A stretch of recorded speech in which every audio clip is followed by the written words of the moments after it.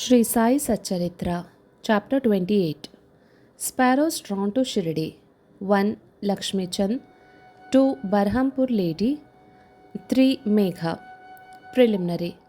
Sai is not finite or limited. He dwells in all beings from ants and insects to the god Brahma. He pervades all. Sai was well versed in the knowledge of the Vedas as well as in the science of self realization. As he was proficient in both these, he was well fitted to be the Sadguru.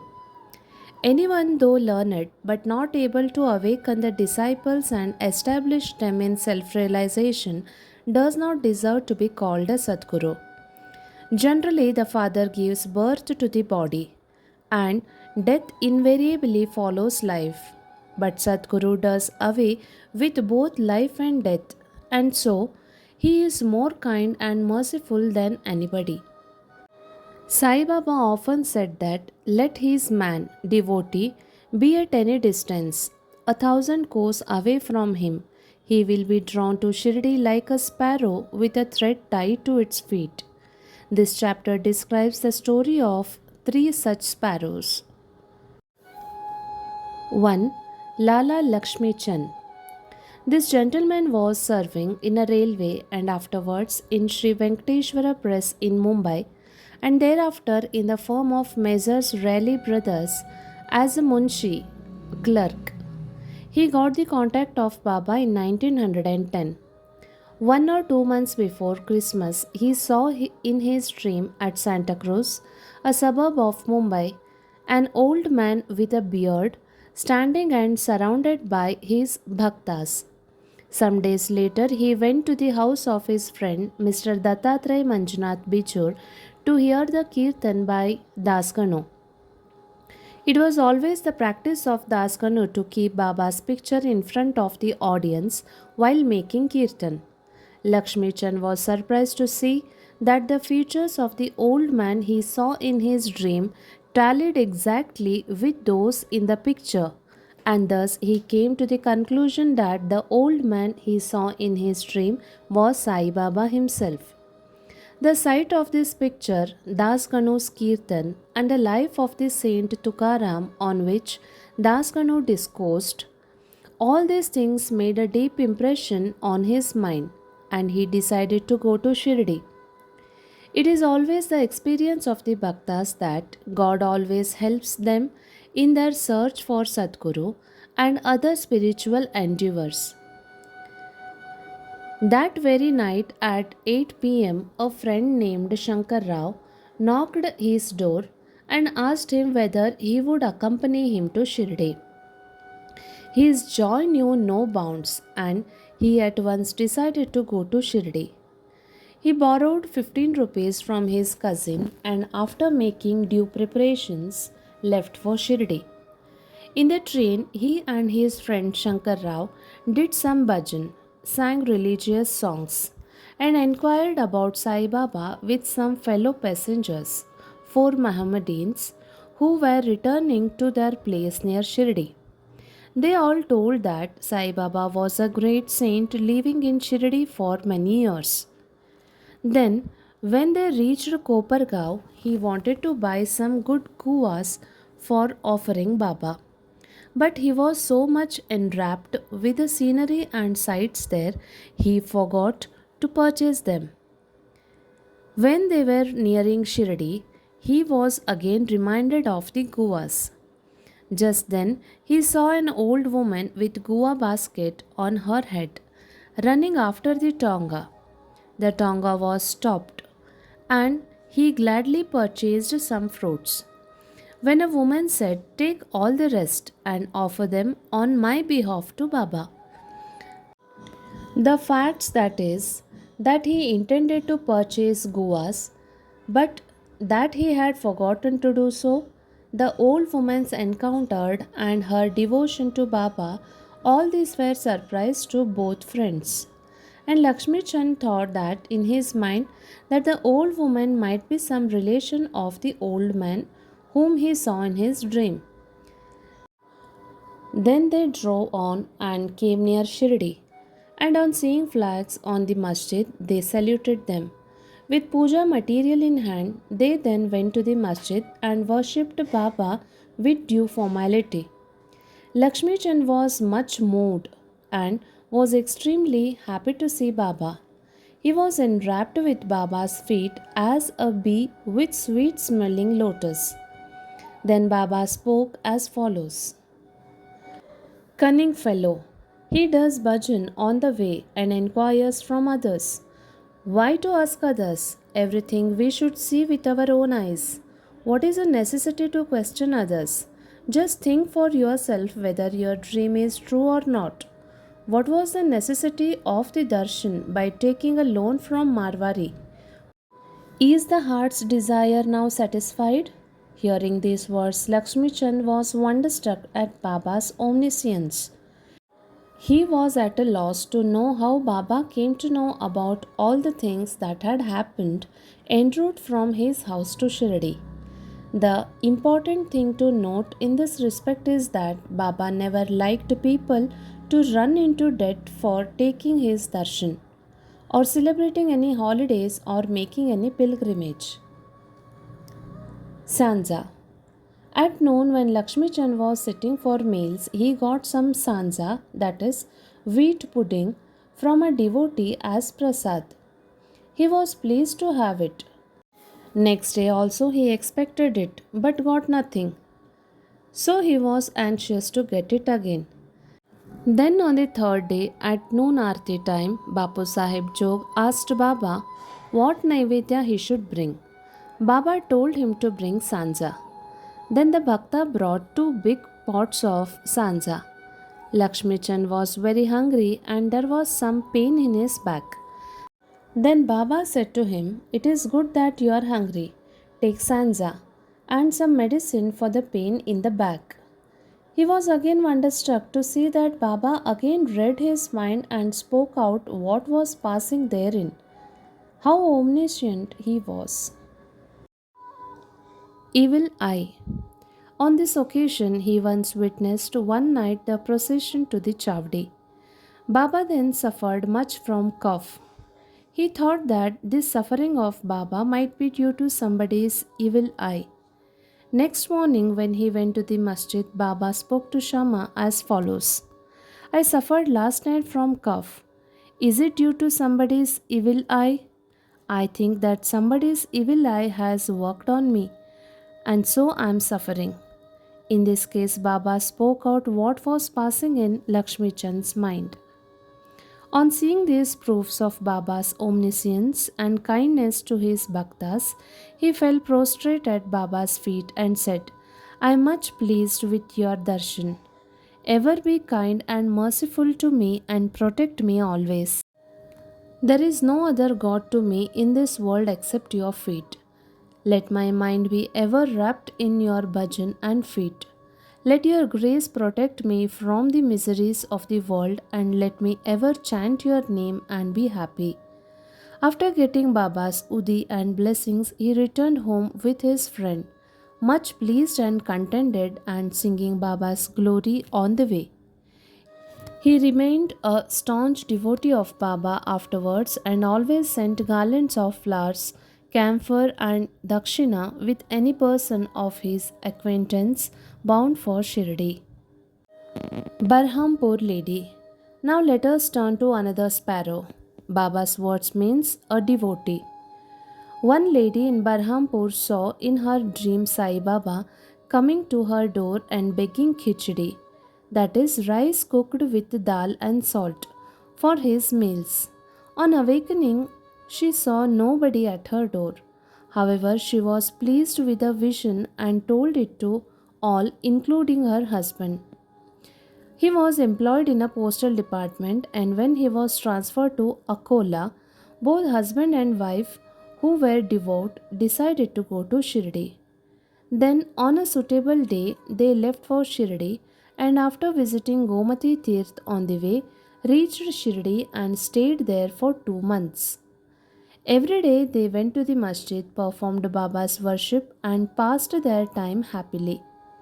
The couple came to Shirdi to offer khichdi as Naivedya, but For the first 14 days, somehow or other, it could not be offered. The, the lady did not like this delay. Then, on a 15th day, she came at noon to the masjid with her khichdi. Then she found that Baba and others were already sitting for meals, and that the curtain was down. Nobody dared enter in when the curtain was let down. But the lady could not wait. She threw up the curtain with her hand and entered. Strange to say that Baba seemed that day hungry for khichdi and wanted that thing first, and when the lady came in with the dish, Baba was delighted and began to eat morsel after morsel of khichdi. On seeing the earnest of Baba in this respect, everybody was wonderstruck, and those who heard the story of khichdi were convinced about his extraordinary love for his devotee. Megha. Now let us go to the third and bigger sparrow, Megha. Megha of Viramgaon was a simple and illiterate Brahmin cook of Rao Bahadur H.V. Sathe. He was a devotee of Shiva and always chanted the five-syllabled mantra Om Namah Shivaya. He did not know the Sandhya nor its chief mantra, the Gayatri. Rao Bahadur Sathe was interested in him, got him taught the Sandhya and the Gayatri. Sathe told him that Sai Baba of Shirdi was embodied form of a god Shiva and made him start for Shirdi. At a Broach railway station, he learned that Sai Baba was a Muslim and his simple and orthodox mind was much perturbed at the prospect of bowing to a Muslim, and he prayed to his master not to send him there. His master, however, insisted on his going there and gave him a letter of introduction to his Sathe's father-in-law, Ganesh Damodar alias Dada Kelkar at Shirdi, to introduce him to Sai Baba. When he reached Shirdi and went to the masjid, Baba was very indignant and would not allow him to enter. "Kick out the rascal," roared Baba, and then said to Megha, "You are a high caste Brahmin and I am a low Muslim. You will lose your caste by coming here, so get away." Hearing these words, Megha began to tremble. He was wondering as to how Baba had come to know about what was passing in his mind. He stayed there for some days, serving Baba in his own ways, but was not convinced. Then he went home. After that, he went to Trayambak, Nasik district, and stayed there for a year and a half. Then again he returned to Shirdi. This time, at the intercession of Dada Kelkar, he was allowed to enter to the masjid and stay in Shirdi. Sai Baba's help to Megha was not through any oral instruction. He worked upon Megha's internally, mentally, with a result that was considerably changed and benefited.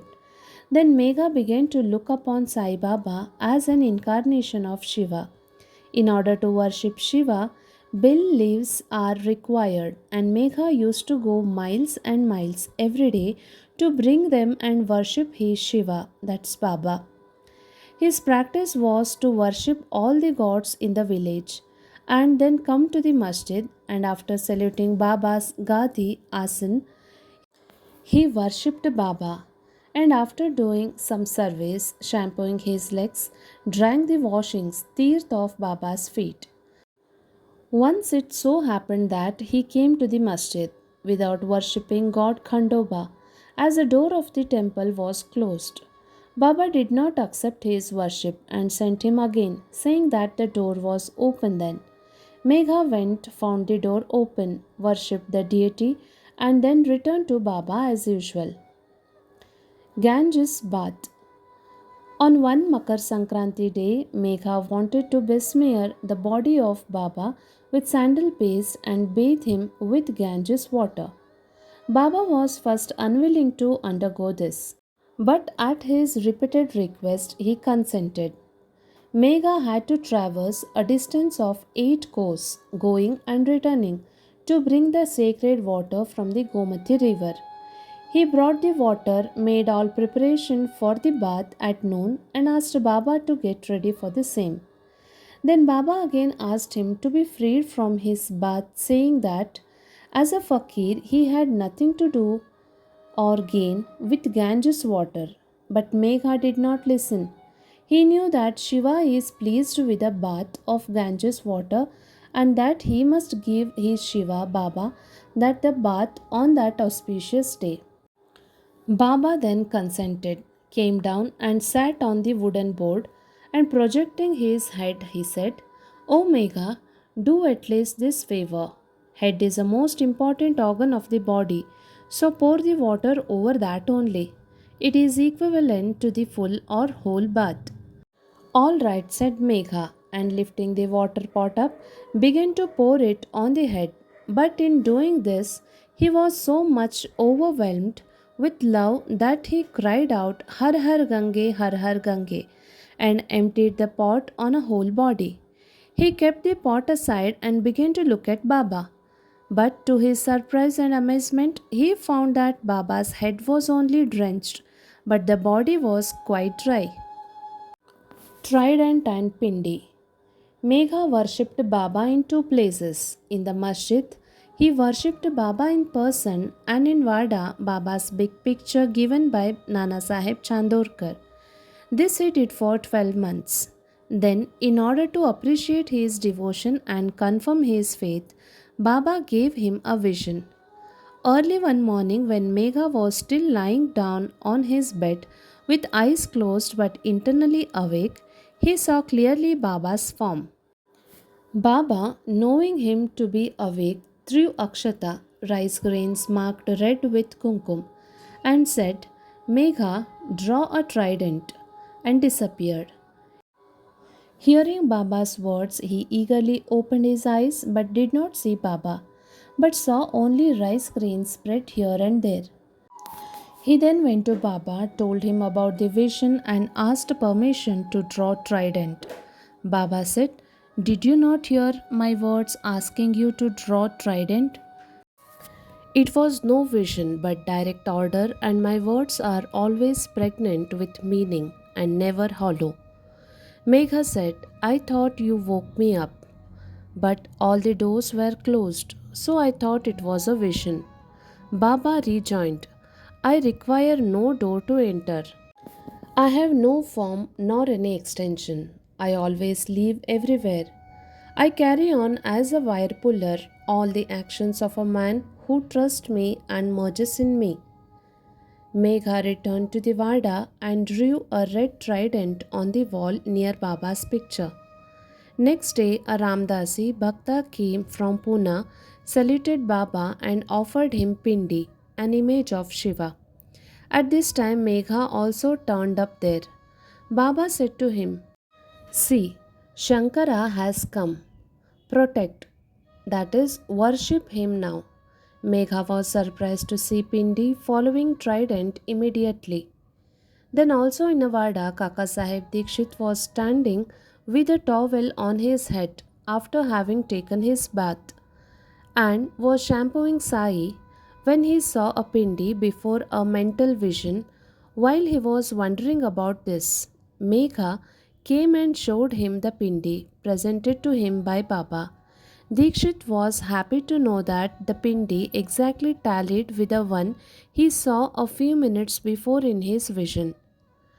In a few days after a drawing of a trident was complete, Baba installed the Pindi near the big picture which Megha was worshipping. The worship of Shiva was dear to Megha, and by arranging the drawing of the trident and the installation of the Pindi, Baba confirmed his faith therein. After continuous service of Baba for many years, doing regular worship and arti every noon and evening, Megha passed away in 1912. Then Baba passed his hand over his corpse and said, "This was a true devotee of mine." Baba also ordered that at his own expense the usual funeral dinner should be given to the Brahmins, and this order was carried out by Kaka Sahib Dikshit. Bow to Shri Sai, peace to be all. Shri Sai Pranam.